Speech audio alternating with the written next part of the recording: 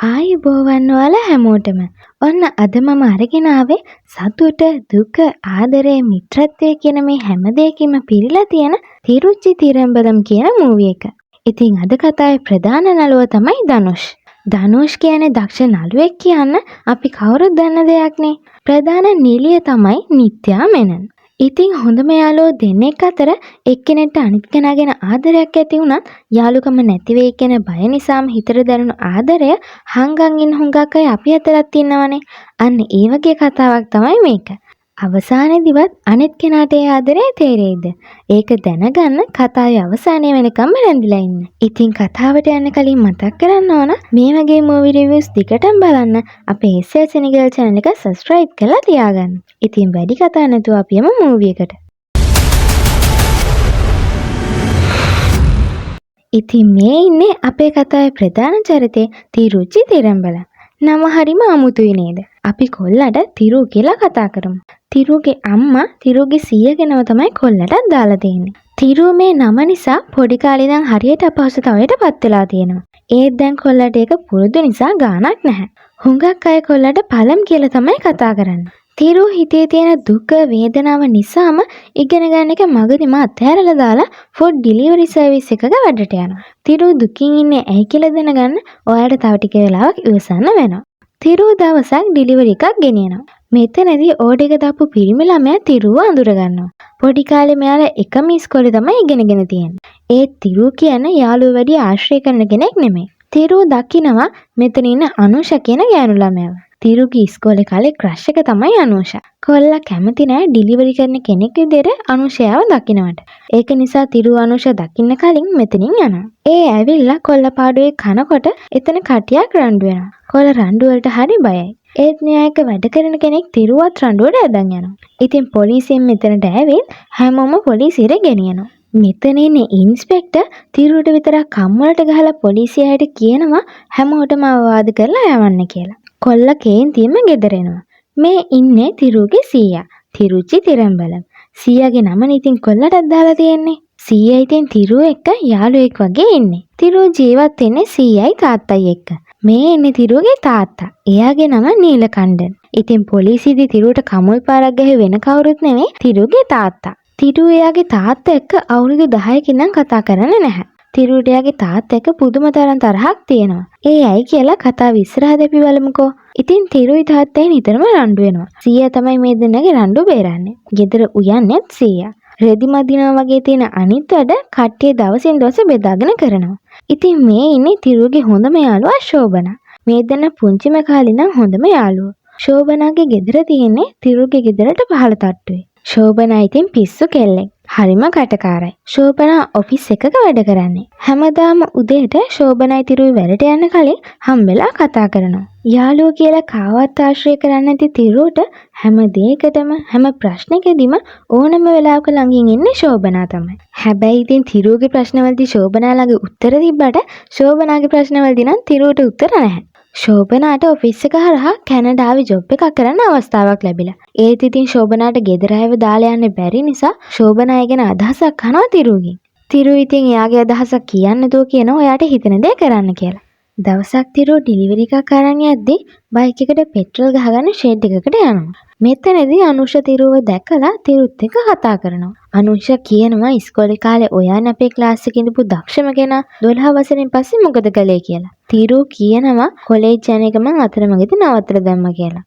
අනිෂා කියනවා අපි නම් හිතුවා ඔයාට තිබ්බ දක්ෂතාවය හැටියට ඔයා අපි හැමෝටම කලින් හොඳ තැනකට එයි කියලා. තිරු ඩිලිවරි එක ඉක්මනට ගෙනියන්න ඕන නිසා යන්න හදද්දී අනිෂා තිරුගේ නම්බර එක ඉල්ලගෙන තිරුට මිස් කෝල් එකක් දීලා කියනවා නම්බර එක සේව් කරගන්න දිගටම කතා බහ කරලා ඉමු කියලා. තිරුට පුදුම සතුටුයි. අනුෂා කියන්නේ තිරුගේ ඉස්කෝලේ කාලේ ඉඳන්ම ක්‍රෂ් එකනේ. තිරු ඉතින් අනුෂා එක්ක වුණ කතා බහ ශෝබනා එක්ක කියනවා. ශෝබනා කියනවා එයාම ඔයාගේ නම්බර එක ඉල්ලගත්ත එක නම් විශ්වාස කරන්න අමාරුයි. ඇයි දන්නේ නැහැ එහෙම කළේ කියලා. තිරු කියනවා මගෙන් කෙල්ලෙක් නම්බර කිල්ලුව එකට ඔච්චර පුදුම වෙන්න එපා. අඳුරන නිසා ඉල්ලන්නේ නැති. දිගටම කතා කරමු කියලාත් කිව්වා කියලා. ශෝබනා නම් කියනවා විශ්වාස කරන්න යන්න එපා. මොකක් හරි යටි අරමුණක් ඇති කියලා. ඔන්න එතකොටම අනුෂගෙන් තිරුට කෝල් එකක් එනවා. තිරුත් සතුටෙන් ශෝභනාටත් ඇහෙන ස්පීකර් දාලා කතා කරනවා. මුලින්ම සාමාන්‍ය විදියට කොහොමද කියලා අහලා අනුෂ අහනවා ඔයාද ඩිලිවරි සර්විස් එකේ වැඩද කියලා. තිරු කියනවා අද නම් ගියේ නෑ කියලා. අනුෂ කියනවා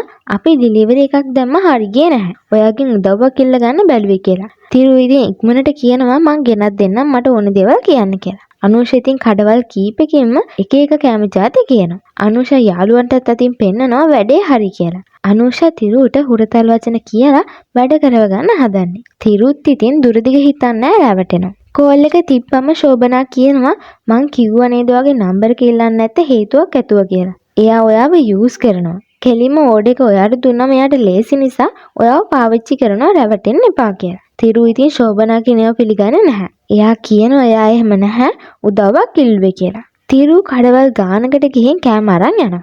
අනීෂා ඉතින් කියනවා ඔයා නැත්තම් මොනව කරගන්නද කියලා හිතා ගන්න බෑ. තෑන්ක්ස් කියලා කෑම වලට ගියේ සල්ලි තිරුවට දෙනවා. අනීෂා තිරුට ටිප් එකකුත් දෙන්න හදනවා. තිරුගේ සතුටින් පිරුණු මූණ වෙනස් වෙලා යනවා. මොකද අනුෂයි තිරුයි කියන්නේ එකම වයසේ එකට ඉගෙන ගත්ත අය. ඒ වගේම අනුෂා තිරුගේ ක්‍රෂ් එකනේ. තිරු උදව්වක් කරන්න හිතාගෙනයි මේ කඩවල් ගොඩකට ගිහින් කෑම අරන් ආවේ. ඉතින් තිරුට සෑහෙන අවුල් වෙනවා මේ වැඩේට.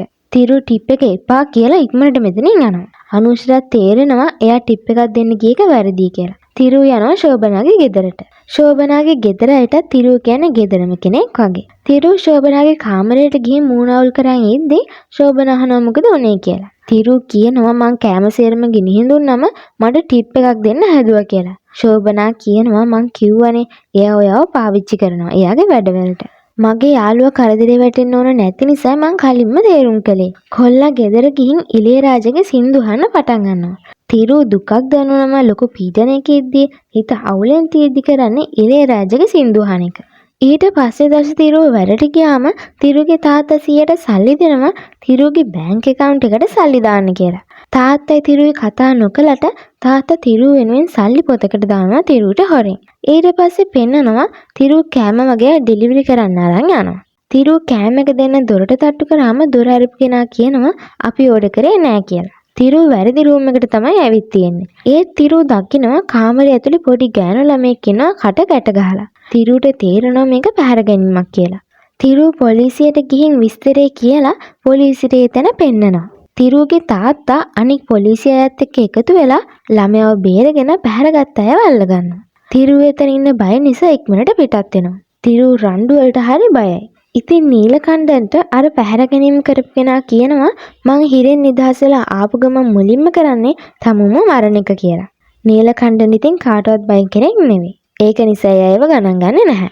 තිරු ගෙදරාම දකිනවා ටීවී එකේ තිරුගේ තාත්තා පැහැර ගැනීමේ සිද්ධිය පිළිබඳව මාධ්‍යට කියනවා. තිරු සීයට කියනවා මෙයා හොයාගත්ත වගේ ටීවී එකට කියුවට මං කිව්වේ නැත්තම් මෙයාලා විස්තර දන්නේ නැහැ කියලා. තිරුගේ තාත්තා ඇවිත් කියනවා සීයට මගේ ජොබ් එක ගැන මුකුත් කියවන්න එපා කියලා මෙයාට කියන්න. තිරුගේ තාත්තා තිරුට පාරක් ගහනවා. අනික මෙයා මහ ලොකු වීරිය වගේ කියුවට එතනදී වෙඩිසද්ද ඇහුණ විතරයි පැනලා දිව්වා කියලා තිරුගේ තාත්තා hina වෙනවා. කොල්ලා කේන්තියෙන් සීයට කියනවා මං එච්චර බයයි කියලා එයා දන්නේ නැද්ද? එයා දැන දැනමයි නේද මට ඔහොම කියන්නේ කියලා. කොල්ලා කේන්තියෙන් බඩු ටික පොලේ ගහලා යනවා. ශෝභනා සීයාගෙන් අහනවා මොකද ලොකු සද්දයක් ඇහුණේ කියලා. සීයා විස්තරේ කිව්වම ශෝභනා තිරුගේ තාත්තා ළඟට ගිහින් කියනවා මොකක්ද අංකල් හැමදාම මේ වැඩේ? මං හැමදාම කියනව නේද බනින්න ඕන නම් බනින්න ඒත් ගහන්න යන්න එපා කියලා. ඇයි මං කියන දේ අහන්න ඇති කියලා කෑ ගහලා ආයෙමත් හොඳිනුත් කියනවා එහෙම කරන්න එපා කියලා. තිරු ඉතින් ගෙදරින් රණ්ඩු නම් උඩම තට්ටුවට ගිහින් තමයි නිදාගන්නේ. උඩ තට්ටුවේ ඉන්නකොට අනුෂා මැසේජ් කරලා සෝරි කියනවා එදා ටිප් එකක් දෙන්න හැදුවට. තිරු කියනවා ඒකට කමක් නැහැ ඒක දැන් වෙලා ඉවරයි කියලා. අනුෂා අහනවා එහෙනම් හෙට හම්බෙමුද කියලා. තිරුත් සතුටින් කැමති වෙනවා. ඔන්න ඊළඟ දවසේ උදේ ශෝභනා තිරු වෙනකම් පහළට වෙලා බලන් ඉන්නවා. මේ දෙන්න හැමදාම උදේ වැඩට යන්න කලින් කතා කරනවනේ. ඒ තිරු උදේ මෙතනට එන්නේ නැහැ. ශෝභනාගේ කෝල් ආන්සර් කරන්නෙත් නැහැ. ශෝභනා ඉතින් ඔෆිස් ගිහින් හවස වැඩි වෙලලා ගෙදර එනවා. ශෝභනා තිරුගේ සීයා හම්බෙලා තිරුකෝ කියලා අහන්න යනකොට සීයා ෆේස් පැක් එකක් දාගෙන ඉන්නවා මූණ ලස්සන වෙන්න කියලා. තිරුගේ සීයා නම් මරු. ශෝභනා තිරු කොහෙද වුවම සීයා කියනවා ගෑනු ළමයෙක් එක්ක ඩේට් එකක් තියනවා කියලා ආඩම්බරෙන් කියලා ගියා කියලා. ශෝභනා අහනවා කෙල්ලගේ නම අනුෂාද කියලා. ඉතින් ශෝභනාට කේන්ති කෝල් එකක්වත් ආන්සර් නොකර එයාට හොරෙන් අනුෂව හම්බෙන්න ගිහින්නේ. ශෝභනාත් සීයාත් එක්ක හරි එකතුයි. ශෝභනත් සීය ගාගෙන ඉන්න ෆේස් පැක් එක ගාගෙන තිරුට බැන බැන ඉඳලා කියනවා මං තව දවස් 4කට තිරු එක කතා කරන්නේ නැහැ. ඔයලා බලන්නෙත් නැහැ කියලා. ඔය අතරේ පෙන්නනවා තිරුව අනුෂව හම්බෙන්න ගිහින්. අනුෂ ඉතින් තිරුව හග් කරනවා, අතින් අල්ලනවා, හොඳට කතා කරනවා. තිරුවට කැමතිය වගේ හැසිරෙනවා. තිරුටත් ඉතින් හරි සතුටුයි. තිරුව කවදාවත් හිතුවේ නෑ යාගේ ඉස්කෝලේ කාලේ ඉඳන් ක්‍රෂ් එක මෙහෙම ලං වෙයි කියලා.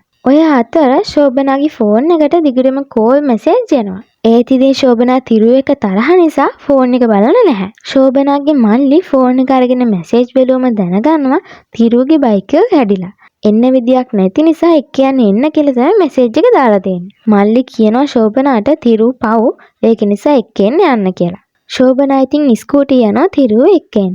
ශෝභනා ගියපු ගමන් අහනවා හොටෙල් එකක වැඩ කරනවා වගේ ඇඳන් ආවේ කියලා. එතකොට තමයි තිරුවටත් තේරෙන්නේ ඩේට් එකක් එන්න මේ ඇඳුම අවුල් කියලා. තිරුව ශෝභනාට කියනවා තරහ වෙන්න එපා නොකියාවට. මං ඔයාලට ගිහින් ආව ගමන් කියන්න ඉඳී කියලා. ශෝභනා අහනවා ගිය වැඩේ මොකද? කෙල්ල කැමති කිව්වද කියලා. තිරුව කියනවා යා කිව්වේ නැහැ ඒත් කැමති කියලා හැසිරුණ විදිහෙන් තේරුණා කියලා. ශෝභනා කියනවා ඔයා ඔය කියන විදිහට හැසිරෙන එක නම් දැන් සාමාන්‍ය දෙයක්. විශේෂ මොනවත් නැද්ද කියලා. තිරුව ඉතින් සින්දුවකින් එයාගේ හැඟීම් දැනෙන විදිය විස්තර කරනවා. ඔන්න ඊට පස්සේ දවසේ ඉඳන් තිරුව ශෝභනාගෙන් අහනවා අනුෂට කැමති කියන්නේ කොහොමද කියලා. ශෝභනා කියනවා ගෑනු ළමයි චිත්‍ර, සින්දු, කවි වගේ දේවල් වලට කැමතියි. ඉතින් තිරුව තීරණය කරනවා අනුෂට කවියක් ලියන්න. තිරුව ඉතින් කවියක් ලියාගෙන එනවා අනුෂව හම්බෙන්න. මේ කවිය ඇහුවම අනුෂ හොඳටම hina වෙනවා. තිරුව අනුෂට හිතේ තියෙන දේ කියනවා. මං 6 වසරේ ඉන්න කාලේ ඉඳන් ඔයාට කැමති වුණේ. ඒ කාලේ කියන තරම් වල ධෛර්යයක් තිබුණේ නැහැ. ඒත් අපි දැන් හම්බෙනවනේ. මට තේරුණා අපි දෙන්නට දෙන්න කැමතියි කියලා. මං ඔයාට කැමතියි කියලා අනුෂට කියනවා. අනුෂ කැමති වෙන්නේ නැහැ. තිරුව කියනවා ඒත් ඔයා මට කැමතියි වගේ හැසිරුණේ කියලා. අනුෂ කියනවා "ඔව් මම පිළිගන්නවා. ඔයාට කැමතියි වගේ හැසිරුණා තමයි. ඒත් එහෙමයි කියලා මට ඔයා එක්ක යාළු වෙන්න උවමනාවක් නැහැ. ඔයා ජීවත් වෙන ජීවිතේ මං ජීවත් වෙන ජීවිතේ කියන්නේ හුඟක් වෙනස් ලෝක දෙකක්. මට ඔයා ගැන ආදරයක් කවදාවත් හිතිලා නැහැ. හිතෙන්නේ නැහැ" කියලා අනුෂ තිරුව රිජෙක්ට් කරනවා. තිරුවට හරිම අවුල්. කොල්ලගේ ජීවිතේ කිසිම සැනසීමක් නැති නිසා ආදරය කරන කෙනාගෙන් හරි සැනසීමක් සතුටක් ලබන්න හැදුවත් ඒක හරි ගියේ නෑනේ. තිරුව ශෝභනා එක කියනවා අනුෂ කියපු දේවල්. ශෝභනාටත් දුකයි. මොකද තිරුව ඉන්නේ හුඟක් දුකින්. ශෝභනා කියනවා කවුරු නැතත් ඕනම වෙලාවක මං ඔයා වෙනුවෙන් ඉන්නවා කියලා. හිමින් අපි හිත හදාගමු. තිරුව දුකක් දැනුනම තනියම ඉලේරාජගේ සින්දු අහනවනේ. ඉතින් ශෝභනා තිරුවට සින්දු අහන්න දීලා යනවා. ටික වෙලාවකින් තිරුව සීයයි බියර් එකක් බොනවා. සීයයි ඉතින් එයා තරුණ කාලේ කෙල්ලෝ එක යාළු වෙන විදි කියනවා. ඔන්න ඊළඟ දවසේ උදේ තිරුව වැඩට යන්න හදනකොට ශෝභනාගේ මල්ලි කේක් එකක් අරන් එනවා තිරුවට කේක් කෑල්ලක් දෙන්න. ශෝභනාගේ මල්ලි කැමැත්තෙන් හිටපු ගෑනු ළමයාත් එක්ක යාළු වෙලා. ඒ සතුටට කේක් දෙන්න තමයි ඇවිත් තියෙන්නේ. තිරුවට කේන්ති යනවා. තිරුවට අනුෂ බෑ කියපු එකට විහිළු කරන්න ඕන නිසා ශෝභනාගේ මල්ලි කේක් ගෙනාව කියලා හිතලා මල්ලිගේ මූණට මර කේක් එකකින් ගහනවා. ශෝභනාටත් මල්ලිගේ මූණ දැක්කම නම් hina යනවා. තිරුව ශෝභනාව හොයන් එවිත් අහනවා මාව විහිළුවට ගන්නමයි නේද මල්ලිව කේක් එකක් එක්ක එව්වේ කියලා. කෙල්ල hina වෙවි දුවනකොට තිරුව ශෝභනාගේ පස්සෙන් පන්නගෙන ගිහින් පිළට හයියෙන් පාරක් ගහනවා එයාව විහිළුවට ගත්තට. ශෝභනා තිරුවට කියනවා විහිළු නෙවෙයි. ඇත්තටම මල්ලිට එයාගේ කෙල්ල හා කියලායි කියලා. ශෝභනා දන්නවනේ තිරුව ඉන්නේ දුකෙන් කියලා. ශෝභනා කියනවා ඔයා මගේ හොඳම යාළුවා නිසා කියනවා නෙවෙයි. ඔයා සාමාන්‍ය ජීවිතයක් තමයි ගත කරන්නේ. අනුෂ සුපිරි ජීවිතයක් ගත කරනවා තමයි. ඒ වුණාට ඔයාව කියාව හොඳට බලා ගන්න පුළුවන් කොල්ලේ එයාට කවදාවත් හොයාගන්න වෙන්නේ නැහැ. තිරුවට ඉතින් මේ කතාවට නම් සතුටුයි. එයාගේ හිතත් ටිකක් හැදෙනවා. ඊට පස්සේ පෙන්නනවා තිරුවේ ශෝභනයි ෆිල්ම් එකක් බලන්න යනවා. මෙයාලගේ ඉඳගන්න ෂීට් තියෙන්නේ ටිකක් මැදට වෙන්න. ඒක නිසා තිරුව මෙතන ඉඳන් ඉන්න කොල්ලොන්ගෙන් අහනවා මේ ගෑනු ළමෙක්නේ ඒක නිසා නැගිටලා එතොල්ට යන්න දෙන්න කියලා. මෙයාලා ෆිල්ම් එක බලද්දී ශෝභනා තිරුව ගෙනාපු පොප්කෝර්න් එක කන්න පටන් ගන්නවා. ඉතින් තිරුව යනවා යාට පොප්කෝර්න් එකක් ගේන්න. එතකොට දකින්නවා අනුෂත් යාළුවොත් එක්ක ෆිල්ම් එක බලන්න ඇවිත් ඉන්නවා. තිරුව පොප්කෝර්න් අරන් ඇවිත් ඉඳ ගන්නකොට අනුෂගේ යාළුවෝ තිරුවට විහිළු කරනවා. තිරුවට කෑ ගහලා කියනවා කෑම ඕඩර් එක දෙන්න දැන් ගෙනත් දෙන්න පුළුවන්ද කියලා. තිරුව ඩිලිවරි කරන නිසා ඒකට මෙයාලා විහිළු කරනවා. තිරුව නම් යාට නෙවෙයි වගේ ඉන්නවා. ඒත් ශෝභනාට හරිම කේන්ති. අනුෂත් යාළුවන්ට බනිනවා ඔක නවත්තන්න කියලා. ෆිල්ම් හෝල් එකෙන් එළියට ආවම තිරුවට කට්ටිය විහිළු කරනවා. අනුෂ තමුන් වගේ කෙනෙක්ට හා කියයි කියලා හිතුවේවත් කොහොමද අහනවා. තිරුව හුඟක් පහත් කරලා කතා කරනවා. අනුෂ යාළුවන්ට කියනවා විහිළු කරන එක නවත්තන්න කියලා. යාළුවෝ ඒත් කියන එක නවත්තන්නේ නැහැ. ශෝභනා කේන්තියෙන් ගිහින් හොඳටම බනිනවා විහිළු කරපු කොල්ලට. තිරු ශෝභනාව නවත්තන්න හැදුවත් ශෝභනාට කේන්ති ගිහින් නිසා හොඳටම බනිනවා. අර කොල්ලත් ශෝභනාට හුඟක් නරක විදියට බනිනවා. ඒ තිරුවව ඇහුනේ නෑ වගේ ශෝභනාට යන් කියද්දි නම් ශෝභනාගේ හිත රිදෙනවා. මෙයාලා මෙතනින් පිටත් වෙනවා. ශෝභනා කියනවා ඔයාට එක එක ඒවා කියද්දී මම ඔයා වෙනුවෙන් කතා කරා. ඒත් මට අරම නරක විදියට කතා කරාම ඔයා කටවහන් ඉඳියා නේද? ඇයි ඔයාට බැරි වුණේ මං වෙනුවෙන් එයාලට බයින්න? ඇයි ඔයාට බැරි වුණේ මං වෙනුවෙන් පෙනී ඉන්න? තිරු කියනවා ප්‍රශ්නයකදී රණ්ඩු පටන් ගන්න නැතුව පැත්තකට වෙන්න ඕන. මං කෑ ගැහුවා නම් රණ්ඩුවක් යනවා එතන. කෙල්ල කියනවා නිදහසට කාරණා කියන්න එපා. ඔයා බයයි. ඒකයි ඇත්ත කියලා. තිරු කියනවා මම බයයි තමයි. මගේ ජීවිත කතාව ඔයා දන්නව නේද? ඔයා දැන දැනත් ඇයි ඔහොම කතා කරන්නේ? මං ඇයි මෙහෙම බය කියලාත් ඔයා දන්නවා. මාව තේරුම් ගන්න නැති අය මා එක්ක ඉන්න ඕන නෑ කියලා තිරු ශෝභනාට යන්න කියනවා. තිරු ගෙදර ඇවිත් තාත්තා ගෙනුම් මදිනකොට ශෝභනත් එක්ක රණ්ඩුන එක මතක් වෙනවා. ඉතින් තිරුගේ අතින් තාත්තා ගෙනුම් පිච්චෙනවා. තිරු එක කියන්නේ නැතුව ඇඳුම හැංගරේක එල්ලලා තියෙනවා. තිරුට ශෝභනා එක්ක රණ්ඩුන එකට දුකයි. ශෝභනාටත් එහෙමයි. දෙන්නම WhatsApp එකේ chat එකට වෙලා බලන් ඉන්නවා දෙන්නගෙන් කවුරු හරි මැසේජ් එකක් එවෙනකම්. ඔය අතරේ තිරුගේ තාත්තා ගෙදර එනවා. මෙයාලට වෙඩින් එකකට ඉන්විටේෂන් කාඩ් එකක් එවලා. එවලා තියෙන්නේ තිරුගේ අම්මගේ පැත්තේ කෙනෙක්ගේ වෙඩින් එකකට. ඉතින් තිරුගේ තාත්තා සීයාගෙන් අහනවා මේ ඉන්විටේෂන් කාඩ් එක මගේ මේසුරින් තිබ්බේයි කියලා. සීයා කියනවා හැමදාම මගේ ඇල්ල කොහොමද අපි යන්න ඕන නේද කියලා. නීලකණ්ඩන් මුකුත් නොකිය කාමරයට යනවා. ඊට පස්සේ තිරුව ඇවිත් බත් කනකොට නීලකණ්ඩන් ඇවිත් යුනිෆෝම් එක පිච්චිලා තියෙනක පෙන්නලා අහනවා රෙදි මැද්දේ කවුද කියලා. තිරුවට බැනුම් අස්සවන්න ඕන නැති නිසා සීයා කියනවා එයා අයන් කළේ කියලා. නීලකණ්ඩන් හොඳටම බනිනවා සීයාට. සීයාට බලින වහන් ඉන්න බැරි නිසාම තිරු කියනවා මම යඳුන් අයන් කළේ කියලා. ඒකමන නීලකණ්ඩන් තිරුවට බනිනවා. නීලකණ්ඩන් කියනවා තිරු ඌවමනාවෙන් මම මේව කරන්න කියලා. එයා අහනවා ඔයාට මොනවද ඕන?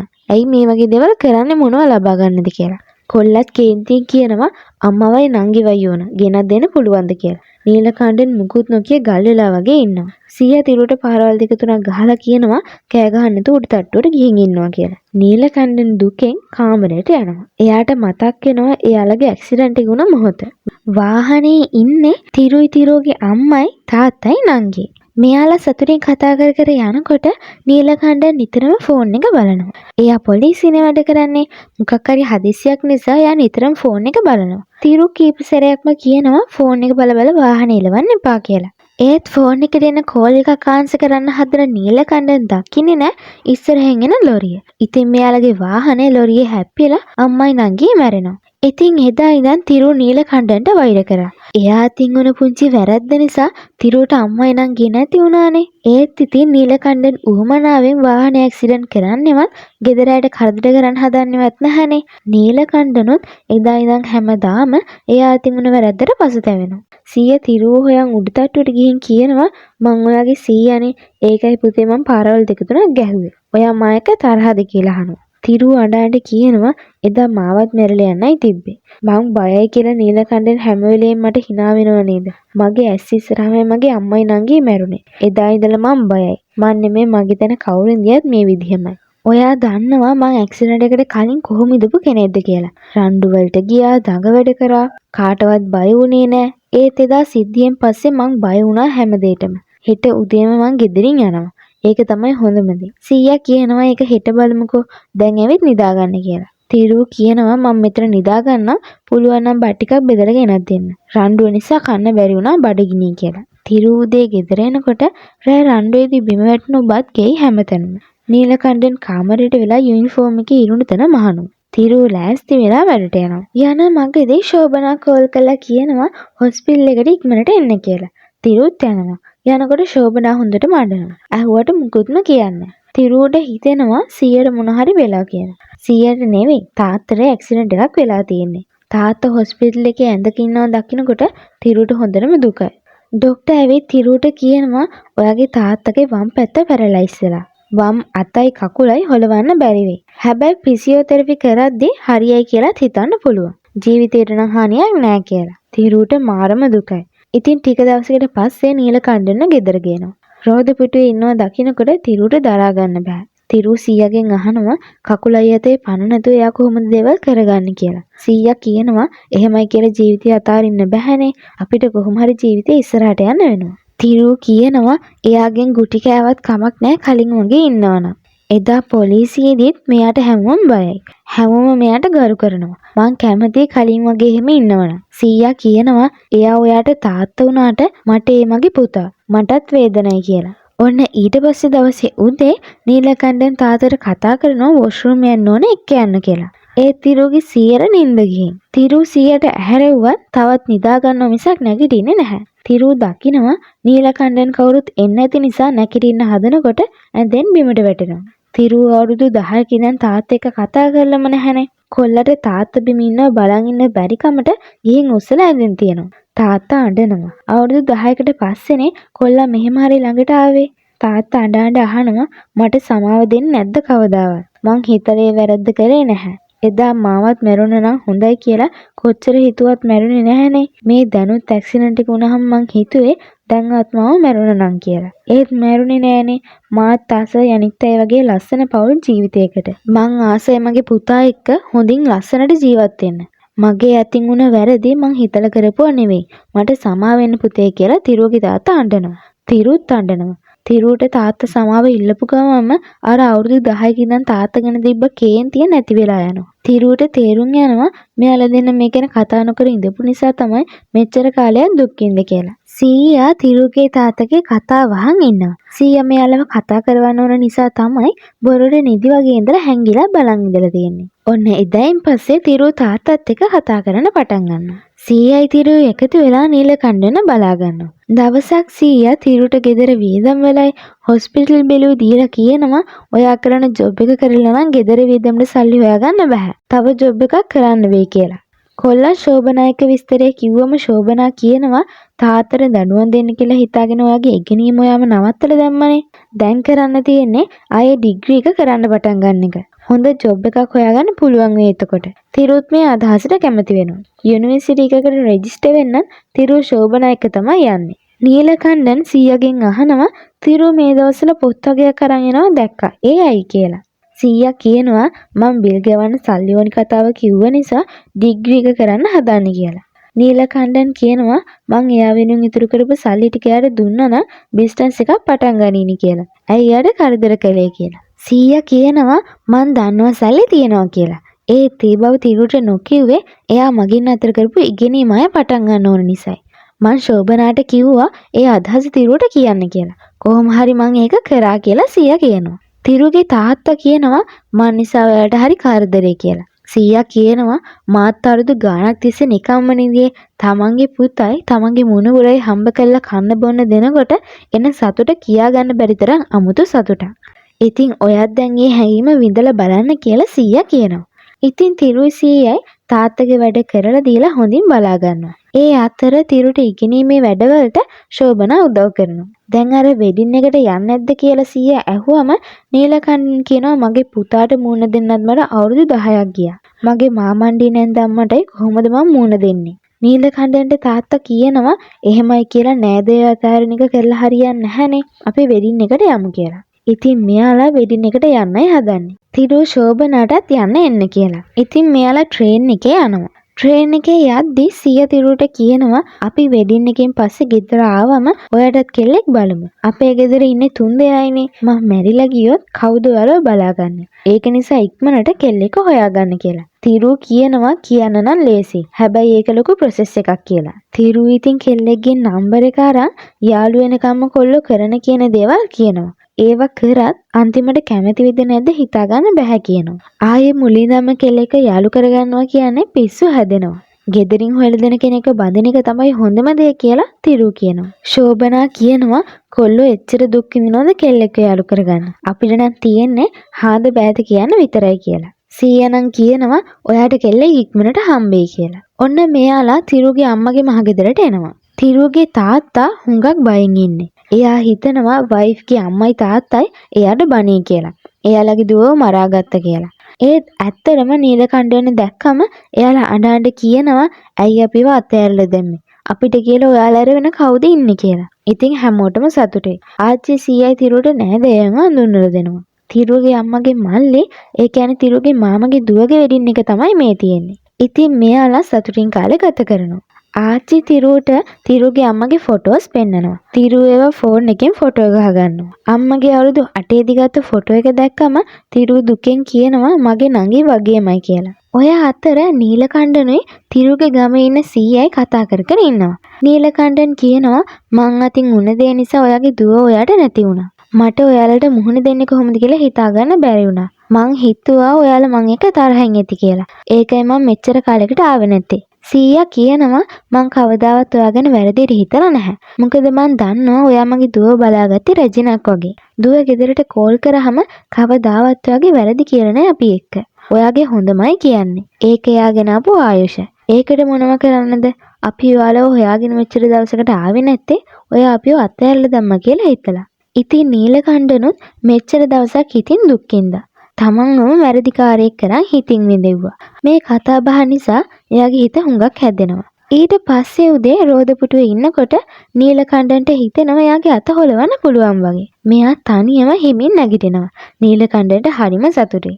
අතයි කකුලයි දිගටම පණ නැති වෙයි කියලා නීලකණ්ඩන් දුකෙන් ඉඳියේ. නීලකණ්ඩන් තාත්තට ඇතිරුටයි කෑ ගහනවා තියෙන සතුටට. ඊට පස්සේ පෙන්නනවා ශෝභනාගේ අම්මා දකිනවා මිනිස්සෙක් කියලා ඉන්න බිල්ඩින් එක දිහා බලන් ඉන්නවා. මේ තමයි පැහැර ගැනීමේ සිද්ධියේදී තිරුගේ තාත්තා අත්අඩංගුවට ගත්ත කෙනා. ඔයාලට මතක ඇති මෙයා කිව්වා හිරෙන් නිදහස් වුණ ගමන් නීලකණ්ඩන මරන්න එනවා කියලා. ඔන්න එන්ගේජ්මන්ට් එක දවසේදී මනමාලගේ යාළුවෝ නැටුමක් ඉදිරිපත් කරනවා. මෙතන ඉන්න එක ගෑනු ළමයෙක් නැටුම මතක නැතුව වරද්ද තමයි නටන්නේ. තිරුට එයා ගැන කැමැත්තක් ඇති වෙනවා. තිරු ශෝභනාටත් කෙල්ලෝ පෙන්නනවා. තිරුලා සතියනේ මෙහි ඉන්නේ. ඉතින් සතියක් ඇතුළත අර ගෑනු ළමයා යාළු කරගන්න බැහැනේ. තිරුව දවසක් ඒ ගෑනු ළමයා කෝවිලේ ඉද්දි කතා කරලා නම අහනවා. කෙල්ලගේ නම රංජනී. තිරු කියනවා රංජනීට ඔයා එදා ලස්සනට නැටුවා කියලා. කෙල්ල අඬන්න දුවනවා. මොකද රංජනී දන්නවා එයා එදා නටපු විදියට එයාට හැමෝම hina වෙන්නේ නැති කියලා. තිරු ශෝභනාට බනිනවා ඔයා තමයි මට කතා කරන්න කිව්වේ. ඔයා නිසා තමයි දැන් අඬන්න දිව්වේ කියලා. ශෝභනාටත් කේන්ති ගිහින් වැඩ සේරම නවත්තලා ඔයා කිව්ව නිසායි මෙහෙට ආවේ මම. මං අද හවසම ට්‍රේන් එකෙන් ගෙදර යනවා. එහෙම කියලා ශෝභනා කේන්තියෙන් යද්දී තිරු සින්දුවක් එහෙම කියලා ශෝභනාව යාළු කරගන්නවා. ඉතින් දවස් ගෙවිලා වෙඩින් එකත් හොඳට සිද්ධ වෙනවා. තිරුයාගේ මාමගේ උදව්වෙන් රංජනීව හම්බෙලා එදා කෝවිලේදීව අඬන්න ගියානේ. ඒකට සොරි කියලාත් කියනවා. ඔන්න තිරුලා ගෙදර එන දවස උදා වුණා. හැමෝම යන ලෑස්ති වෙද්දී තිරු උදේ ඉඳන් කොහෙවත් නැහැ හොයාගන්න. ශෝභනා හොයද්දී පාරට වෙලා තිරු ඉඳන් ඉන්නවා. තිරුට ආච්චි සිය දාලා යන දුකයිලු. ශෝභනා අහනවා එයාලවද නැත්නම් රංජනීවද කියලා. තිරු කියනවා යන්න කලින් එයා එක්ක කතා කරන්න තිබ්බනම් හොඳයි.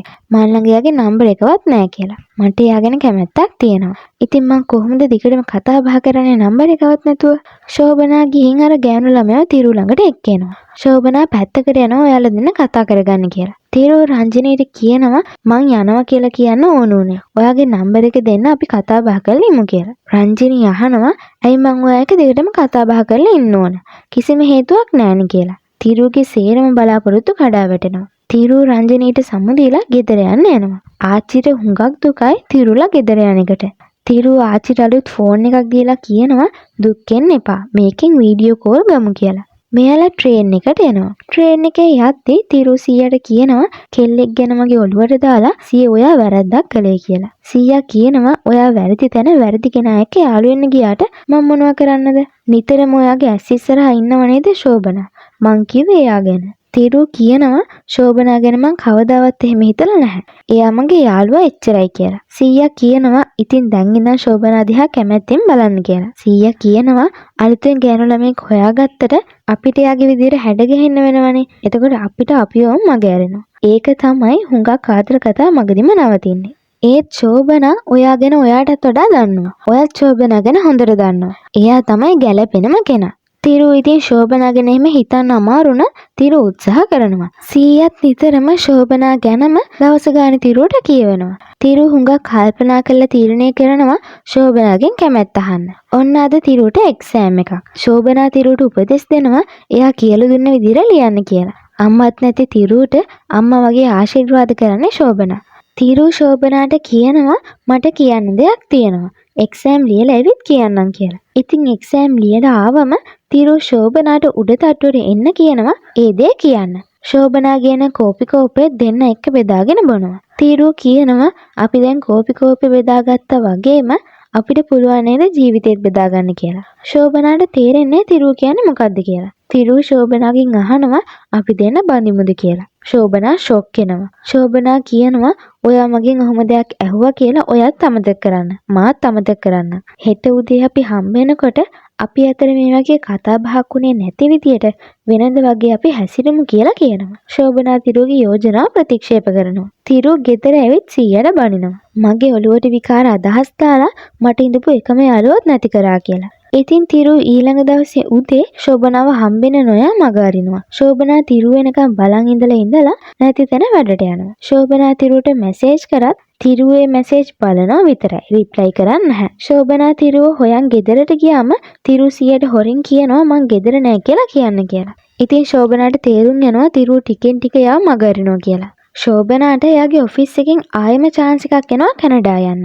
ශෝභනාගේ බොස් කියනවා මේ වතාවෙත් ඔයා මේ chance එක ගත්තේ නැත්නම් ආයෙ කවදාවත් ලැබෙන්නේ නැහැ කියලා. මේක ඔයාගේ අනාගතේට කොච්චර හොඳ අවස්ථාවක්ද. ශෝභනාත් හුඟක් දුකෙන් ඉන්නේ තිරුව යාව මග අරින හින්දා. ඉතින් ඒක නිසාම ශෝභනා බොස්ට කියනවා කැනඩා යන්න කැමතියි කියලා. ශෝභනාගේ ගෙදර අය නම් ලොකු කැමැත්තක් නැහැ ශෝභනා එයාලව දාලා රට යනවට. ඉතින් තිරුව තාම මේ ගැන දන්නේ නැහැ. තිරුව දුකින් ඉන්න නිසා නීලකණ්ඩන් තිරුව එක එළිය කඩේකට කන්න යනවා. නීලකණ්ඩන් කියනවා ඔයාට ශෝභනා එක ආදරයක් ඇති වෙන එක අලුත් දෙයක් වුණාට අපිට ඔයාලව කපල් එකක් විදිහට දැල්ලා හුඟක් කල්. ඔයාලව දකින හැමෝම හිතන්නේ ඔය දෙන බඳින්න ඉන්නවා කියලා. ශෝභනා ඉපදුන දවසේ ඔයාගේ අම්මා ශෝභනාගේ අම්මට කිව්වා අද අපේ ගෙදර ලේලි ඉපදුනා කියලා. ඉතින් අපිට ඔයාලව කවදාවත් පෙනුනේ එහෙමයි. තිරුව නීලකණ්ඩන් එක කියනවා කලින් මං ඉස්කෝලේ කාලේ කැමැත්තෙන් ඉඳපු කෙල්ලෙක්ගේ මේ ළඟදී කැමැත්ත අහලා මං රිජෙක්ට් වුණා. දවස් කීපෙකින් දුක අමතක වුණා. ඊට පස්සේ ගමේ ගිය වෙලේ එහෙදි කෙල්ලෙක්ට හිත ගියා.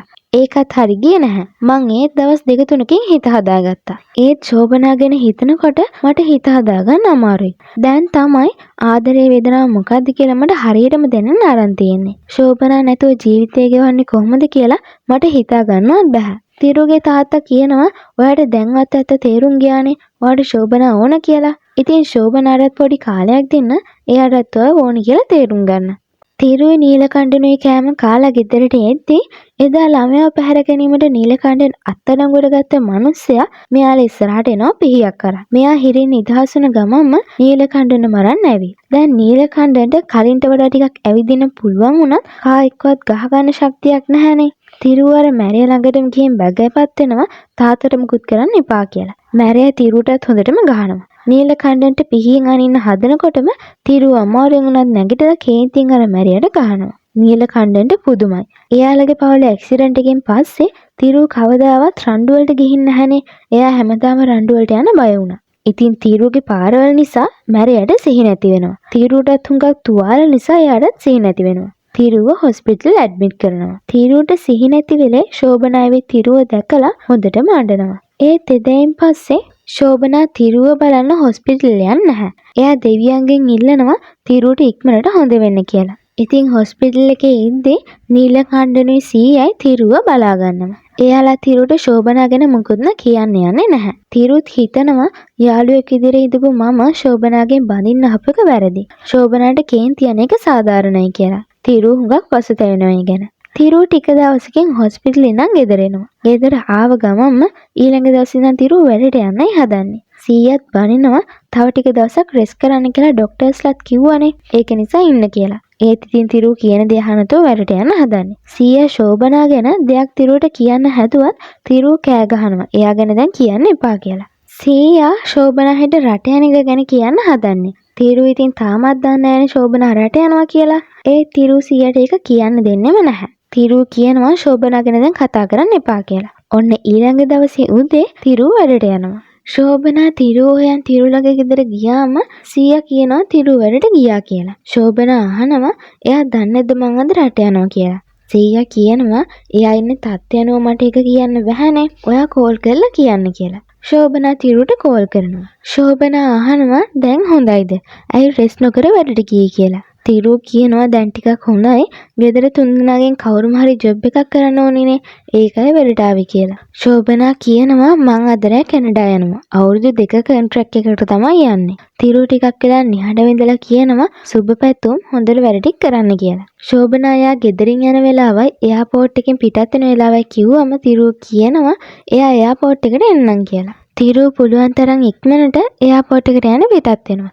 ශෝභනත් අම්මටයි තාත්තටයි මල්ලිටයි තිරුගේ සීයටයි නීලකණ්ඩන්ටයි ගෙදරින් යන්න කලින් සමුදෙනවා. නීලකණ්ඩන් අහනවා තිරුට ඔයා යන බව කිව්වද කියලා. ශෝභනා කියනවා ඔව් එයා එයාපෝට් එකට එනවා කියලා. නීලකණ්ඩන් කියනවා එයා එයාපෝට් එකට එනවා කියන්නේ ඔයා කැනඩා යන්නේ නැතුව ගෙදර එනවා කියලා. ශෝභනා විශ්වාසයෙන් කියනවා එහෙම වෙන්නේ නෑ අංකල්. එයා ආවත් නැතත් මම මේ පාර කැනඩා යනවාමයි කියලා. ශෝභනා හැමෝගෙම සමුවරන් ටැක්සි එකේ නැගලා එයාපෝට් එකට යනවා. තිරු එයාපෝට් එකට යන අතරමඟදී තිරුව පොලිසියෙන් නවත්තලා බයික් එකේ යතුරු ගන්නවා. තිරු හෙල්මට් දාලා නැති නිසා. තිරු කියනවා ලොකු හදිස්සියකට යන්න කියලා. ඒත් පොලිසිය යතුරු දෙන්නේ නැහැ. ශෝභනා තිරු වෙනකන් එළියට වෙලා බලන් ඉන්නවා. ඒත් ශෝභනාට ලොකු වෙලාවක් ඉතිරි වෙලා නැති නිසා එයා ඇතුළට යනවා. තිරුව කෝල් කරලා කියනවා පොඩි වෙලාවක් දෙන්න ඉක්මනට එනවා කියලා. ශෝභනා කියනවා මං දැන් ඇතුළට ඇවිත් ඉවරයි. ඔයා දැන් ආවා කියලා තේරුමක් නැහැ කියලා. තිරුයි ශෝභනයි දෙන්නම ඉන්නේ හරිම දුකෙන්. ශෝභනා ප්ලේන් එකේ යන ගමන් හොඳටම අඬනවා. තිරුත් ගෙදර ගිහින් තාත්තව බදාගෙන අඬනවා. ඔන්න ඊළඟ දවසේ උදේ තිරු ඇහැරුණාම ශෝභනාගේ ගෙදර ළඟට ගිහින් ශෝභනා කෝ කියලා අහනවා. තිරුට හිතා ගන්න බෑ ඇත්තටම ශෝභනා ගියා කිව්වම. ශෝභනාගේ අම්මා කියනවා "අයි පුතේ එයා ඊයේ කැනඩා ගියානේ." මෙතන ශෝභනාගේ මල්ලිත් ඉන්නවා. තිරු ගෙදර ඇවිත් ඔහේ පැත්තක් බලන් ඉන්නකොට ශෝභනාගේ මල්ලි ලොකු පෙට්ටියක් ගෙනත් ඒකේ තියෙන බඩු ටික තිරු ඉස්සරහා හලනවා. මල්ලි තිරුට කියනවා මේ තියෙන අපේ අක්කා ඔයාට දෙන්න ගත්ත තෑගි වැලන්ටයින් කාඩ් ඔයාට ලියපු ලියුම් කියලා. ඔයාලා ඉස්කෝලේ යන කාලේ ඉඳන් අපේ අක්කා ඔයාට ආදරය කරේ. ඒත් ඔයා කවදාවත් එයා දිහා යාළුකමකට එහා බැලුවේ නැහැ. ඒක නිසාම ශෝභනායාගේ ආදරේ හංගන් ඉඳියා. ඒත් ඔයා කෙල්ල යාළු කරගන්න එයාගෙන්ම අදහස් ඉල්ලන්න පටන් ගත්තනේ. එයා ආදරය කරන කෙනා එයාගෙන්ම අහනවා කෙල්ල යාළු කරගන්න විදි. අපේ අක්කට කොච්චර කිව්වද මං තමුන් අතෑරලා හොඳ කොල්ලෙක්ව හොයාගන්න කියලා. ඒත් එයා ඇහුවේ නැහැ. තිරු අඬන ගමන් කියනවා මට කලින් තේරුම් ගියේ නැහැ. ඒත් මං එයාගෙන් ළඟදී ඇහුවා බඳිමුද කියලා. ශෝභනාගේ මල්ලි කියනවා තමුන්ගේ ආදරේ අපේ අක්කගේ ආදරේ එක හා සමානයි කියලා හිතන්න එපා. ඔයා මේ මාස කිහිපය තුළද කෙල්ලෝ දෙන්නෙක්ට කැමැත්තෙන් ඉඳියා. ඒවා එකක්වත් හරි ගියේ නැති වුණාම ශෝභනාගෙන් ඇහුවා. අපේ අක්කට කොච්චර දුක හිතෙන්නේ නැතිද? හැමෝගෙම අහලා කවුරුත් නැති වුණාම එයාගෙන් ඇහුවේ. ශෝභනාගේ මල්ලි හොඳටම බැනලා යනවා. තිරුවට මතක් වෙනවා එයා ශෝභනා එක ගෑනු ළමයි ගැන කියද්දි එයා ඒව අහන් ඉඳපු හැටි. තිරුව එක්ක ඕනම ප්‍රශ්නකදී ළඟින් ඉඳපු හැටි. තිරුව ශෝභනායට ලියපු ලියුමක් කියවලා අඬනවා. ඔන්න ඊට පස්සේ අපිට පෙන්වන්නේ මාසෙකට පස්සේ. අපිට පෙන්නනවා ශෝභනා වැඩ කර කර ඉන්නකොට තිරුවගෙන් වීඩියෝ කෝල් එකක් එනවා. ශෝභනා අඬ කියනවා මම මෙහෙ ඉන්න නැතුව ඉන්නයි තිබ්බේ. මට මෙහෙ ඉන්න බෑ. මං ආයෙම ගෙදර එනවා කියලා. තිරු කියනවා වැඩ කරගෙන ඉන්න ආයෙ ගෙදර එන්න හදන්නේ ඇයිද? එදා මං කැමති දහපු ඉලේ මට හා කිව්වනම් ඔය මුකුත් නැහනේ. කැනඩා යන එකත් ඔයා තනියමයි තීරණය කරේ කියලා. ශෝභනා කියනවා ඒ මොන වුණත් මං ආයෙම එනවා කියලා. තිරු කියනවා ආයෙ එන්න ඕන නැහැ පිටිපස්ස හැරිලා බලන්න කියලා. ඉතින් තිරු ශෝභනාව බලන්න කැනඩා ගිහින්. තිරු අඬන ගමන් කියනවා ඔයා මං වෙනුවෙන් හුඟක් දේවල් කරා. මාව බලාගත්තා. මගේ හැම දුකකදීම ඉඳියා. ඒත් ඔයා හොඳින්ද? ජොබ් එක කොහොමද? ඔයාට තියෙන ප්‍රශ්න මොනවද? ඒ මොනවත් මං හොයලා බැලුවේ නැහැ. තිරුව කියනවා ඔයා වෙනුවෙන් මං මෙහෙට ආවා. ඒ වගේම ජීවිත කාලෙම ඔයා වෙනුවෙන් මං ඉන්නවා. ඔයා ගැන ජීවිත කාලෙම හොයලා බලන්න මං පොරොන්දු වෙනවා. ඉතින් මෙතනින් පස්සේ මෙයාලගේ ආදර කතාව පටන් ගන්නවා. ශෝභනයි තිරුයි මරි කරනවා. ඉතින් ශෝභනාගේ ගෙදර තිබ්බේ තිරුගේ ගෙදරට යට තට්ටුවනේ. ඉතින් යට තට්ටුවේ ගෙදර ඉඳන් උඩ තට්ටුවේ ගෙදරට එන්න කලින් මෙයාලා අතර සිදුවන කතාව තමයි මේක.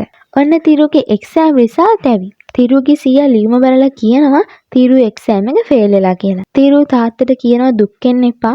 මං කී පාරක් හරි ලියලා එක්සෑම් පාස් වෙන්නම් කියලා. නීලකණ්ඩන් කියනවා ඒක ප්‍රශ්නයක් නැහැ. එතකම් මොකද කරන්න හිතන් ඉන්නේ? ඉතින් තිරු කලින් කරපු ෆුඩ් ඩිලිවරි එකේම වැඩට යනවා.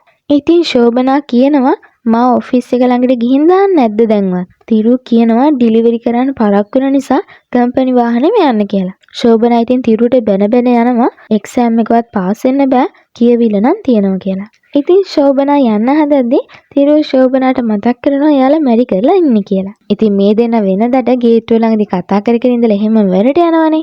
ඉතින් ශෝභනාට ඒ පුරුද්ද නිසා ඒක අමතක වෙලා යනවා. ඉතින් ශෝභනා තිරු ළඟට ඇවිත් වැඩට යන්න කලින් ආදරෙන් සමුදෙනවා. ඉතින් ඔන්න ඔහම තමයි මේ හොඳම යාළුවෝ දෙන්නගේ ලව් ස්ටෝරි එක පටන් ගත්තේ. කතාව ගැන ඔයාලට හිතුණ දේ කමෙන්ට් එකකින් අපිට කියන්න. මේ වගේ වීඩියෝ දිගටම බලන්න subscribe කරන්න. I'm Senegal. I'll come back with a new video.